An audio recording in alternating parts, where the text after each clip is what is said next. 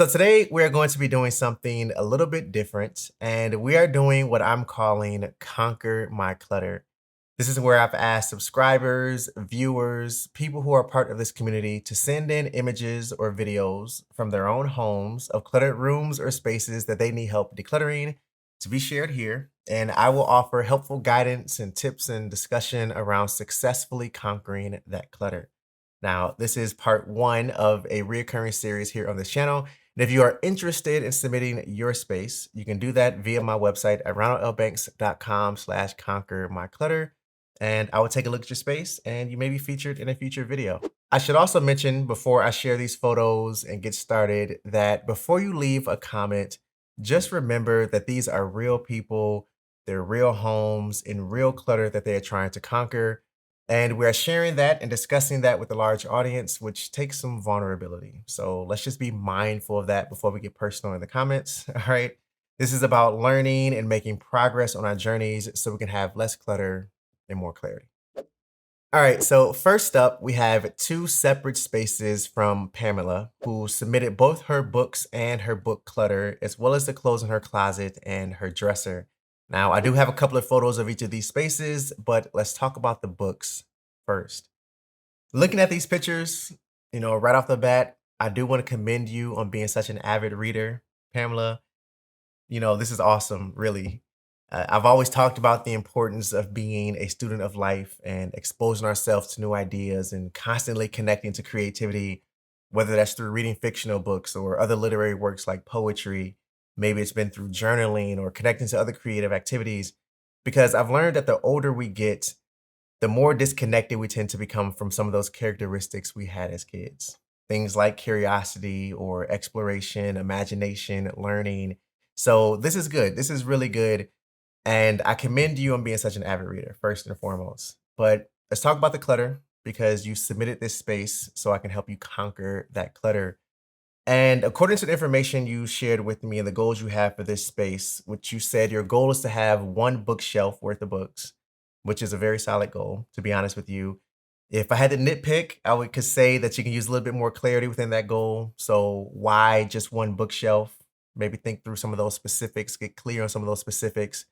But the other facts that you shared with me is that many of these books are fiction books, and most of them are just waiting to be read. And your question is do I keep them for future reading or do I limit the quantity?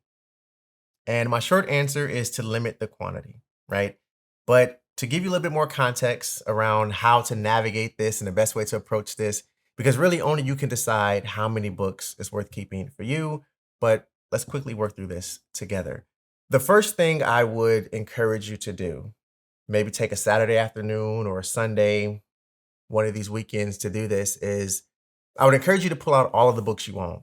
Everything on your bookshelf, the few bookshelves you have here, everything that's in these little storage containers that you have, just pull out all of your books and divide them into two categories.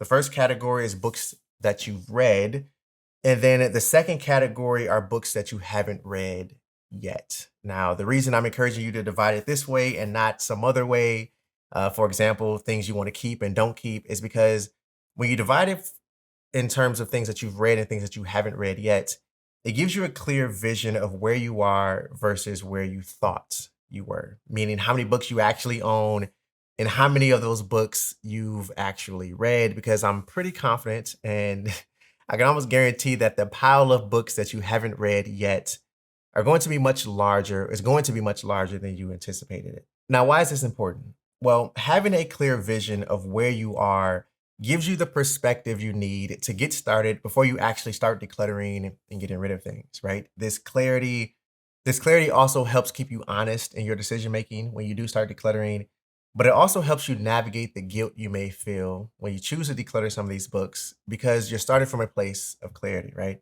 Something to remember with anything, really, anything that you choose to declutter, but in particular these books, is that books are meant to be used and read, right? Not to sit on a shelf long term, waiting to be used and read. And when you have a lot of books like you do, Pamela, it creates a ton of visual clutter, which can create feelings of overwhelm, feelings of anxiety, feelings of stress, and that's not what we want, right? These type of emotions start to steal from us and distract us from other areas of our life. and we don't want that. So after you create these two piles, right, the books you've read and the books you haven't read yet, I want you to focus on the books you've read first, right? Why? Because this is going to be the easiest. We want to make progress here. We want to keep the train moving forward. So start with the books that you've read because you have some prior history with these books. You understand them, you've read them. It's going to be easier to make some of these decisions.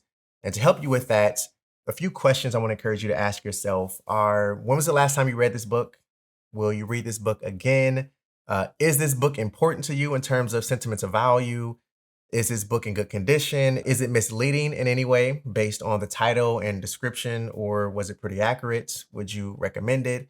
Depending on how you answer these questions would depend on the decision you make in terms of what you keep and what you donate from this pile of books you've already read. And the thing to keep in mind is that even though you like a book, if you're not planning to recommend it, if you're not planning on revisiting it or rereading it again, if it doesn't hold sentimental value, then it doesn't necessarily make sense to keep it. So when it comes to the books that you haven't read yet, the reason I'm suggesting we save this pile for last is because it's likely to be the larger of the two. So it's going to take more work, like I said, but you also don't have any prior experience or knowledge with these books because you haven't read them. So you can't really base your decision off of whether or not you liked it, would reread it, or recommend it because you haven't read it yet. And in this case, I would suggest you ask yourself two questions. Question number one is, will I ever read this book? And question number two is, why haven't I read this book yet? Now, your answer could be one of many things. Maybe you haven't read these books yet because you don't have enough time, which is a valid reason to maybe narrow down how many books you have so that you then have the time to actually read them. It could be that maybe you just have too many books, right? The more books you have, the more options you have. And then when you finish one and go to reach for a new one, you have so many to choose from. So many of those books have probably sat there for quite some time, waiting for their opportunity to be read. But because you have so many and so many options, really a lot of them could be sitting there for a very long time. Or the third reason or the third answer could be the simple fact that your interests have changed over time. Maybe because you bought these books a few months ago, maybe a few years ago, at that time you were interested in reading it. But as you start to, filter through these books and start to declutter what you don't want to keep, you may start to realize or discover that your interests have changed and you're not really interested in some of these books like you once were. And if that's the case, then I would highly encourage you to get rid of those books. There's no reason to hold on to them if you're not really interested in reading them. Now, when it comes to some storage solutions, once you narrow down this clutter and narrow down to that one bookshelf, really think about closed storage versus open shelving. I see here one of these photos that you have this black shelf and you have a few books kind of displayed between two bookends that are holding them up. That's a great option for a bookshelf or a shelf for open storage, right? Well, not open storage, but displaying those books. But for the bulk of your books, I would highly consider using closed storage. So something that sits behind a set of doors. This will help you again with that visual clutter because when you walk into your space, you're not looking at a bookshelf filled with books, but rather you will see a cabinet with two doors. And then when you open those doors, all of your books would be there. Just a simple hack to help with the visual clutter. You can display a few of them like you have on this black shelf here between the bookends, but I would encourage you to keep the others behind closed doors so that way you're limiting the visual clutter that you see day to day. You know the books are there, but you don't have to look at them every day. Okay, the second space that Pamela submitted was her closet and dresser. So let's call this clothing clutter. And just like the books, you have some goals that you shared with me. And one of your goals is to be able to look in your bedroom closet and not see any storage bins or extra clothes or etc. on the floor. But the thing you're struggling most with is removing clothes that are too small and better bedroom closet organization overall. Now, looking at your images here, I'm going to be honest with you. Your closet isn't that bad. It's really not. It doesn't appear to me that you have clothes spilling out all over the place. It doesn't seem like your closet is busting at the seams or that your dresser drawers are overly stuffed to the point you can't really close them. So it doesn't look bad, right? But let's talk about the goals because I want to help you achieve those goals. And one of your goals was to remove the clothes that are too small. Now, I will say this. We all go through various changes in our life, right? Whether that's body changes or career changes. And what we have to remember is that that's okay, right? And it's important that we don't allow our space to be consumed by things that are either not serving us or that we are actively using in this season of our life, right? So if the clothes in your closet, if these clothes that are too small are not things that are serving you in this season of your life, are not things that you are actively using, then why would you allow it to consume space within your closet or within your life, right? So my encouragement to you, Pamela, is to do a bit of self-reflecting and just ask yourself, are these clothes serving me in this season? Are these clothes something that I'm actively using in this season of my life? And use that to help you make the best decision for you in terms of what you want to do with those clothes, right? But when it comes to decluttering in general, right? Like I said, it doesn't look bad to me. So my suggestion would be to approach decluttering from more of a seasonal approach, right? And you can do this one of two ways. The first way or the first suggestion would be to go through the items by season. So you can take a weekend and do this if you want to, and just go through all of your summer clothes and decide what's serving you, what you wear, what you don't wear, and declutter what you don't need. Then go through the fall, then go through the winter, then go through spring, and so on. Or another approach is you can do what my wife and I do, and that is something I call declutter as you live. And you can take this and do it from a seasonal approach as well. So currently, right now, we are going into fall and then eventually winter.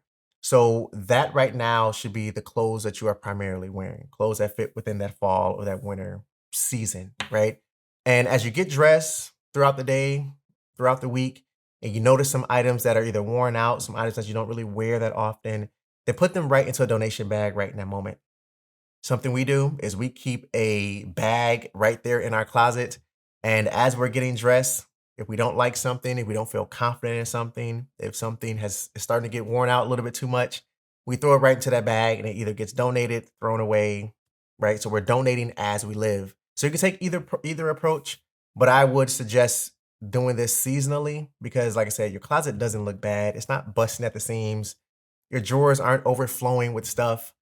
It looks like things are folded pretty well, but I will say here, looking at your dresser, it looks like you have some socks here that have packaging still on them. Maybe that's some leggings and or pantyhose.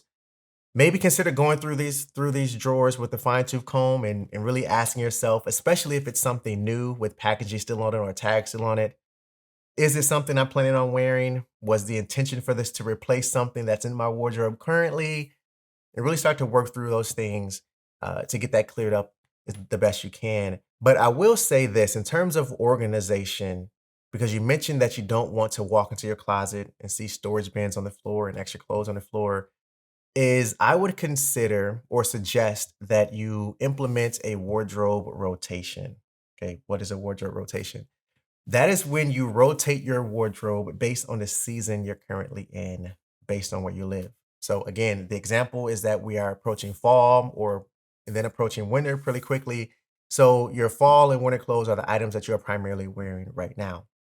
So that would mean you would pack away all of your summer clothes, all of your summer shorts and tank tops and all that stuff into storage boxes or baskets that are still pleasing to look at and stack them on that shelf in your closet.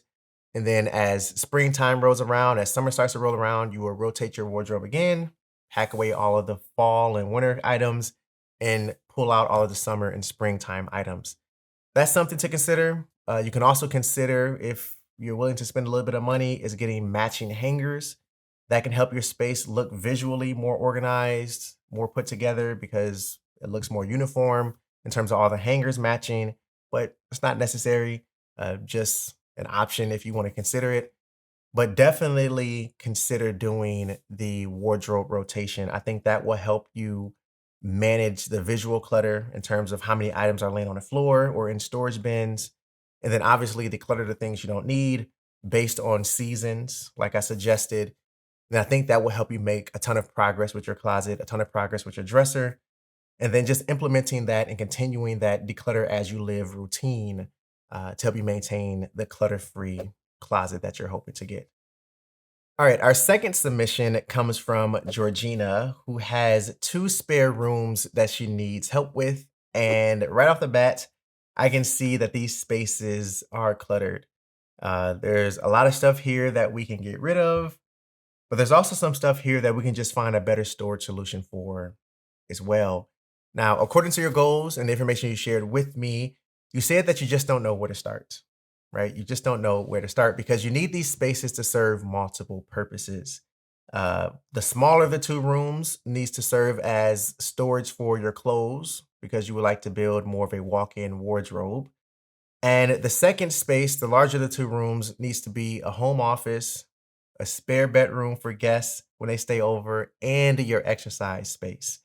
So your main concern here is storage is an issue and you don't know what to store these items in, where to store them, how to go about it. Like you said, you just don't know where to start. I will say this. I understand 100% your needs for having a space that can serve multiple functions, right? This has been my life in almost every place that I've stayed in. As an example, this current space here that you see in this video here is a space that needs to serve multiple functions in our life. This space behind me needs to serve as a functional living room for myself and my family so we can relax, hang out, watch movies, play games. It also needs to serve as my home office and storage for all of my filming equipment, my cameras, my microphones, my cables, my lights, which is part of what this storage thing is here behind me. It also needs to serve as a spare bedroom, right? Because we do have an air mattress, and when guests come over to stay with us, this is where they're going to stay, right? So, and plus, this also serves as our workout space as well. I almost forgot. We work out at home. Both my wife and I work out at home. So, this is also our workout space as well. So, I get it 100% about having a space that serves multiple functions and trying to figure out a way to make that work without feeling cluttered or looking cluttered, but still being functional, right? Now, to help you with your space, first, let's divide your goals, right?